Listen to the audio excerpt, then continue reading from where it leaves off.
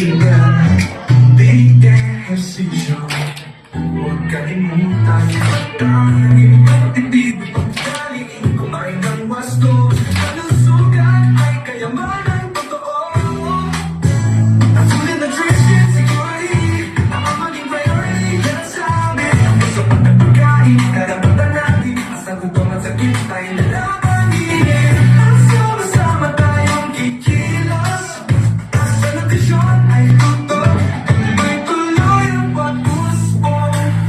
Nutrisyon ay karapatan, hindi dapat pabayaan. Gutom ay ating labanan, kalusugan ay ipaglaban. Pagod ang nutrisyon 25, sama-sama para sa mas masustansyang Pilipinas.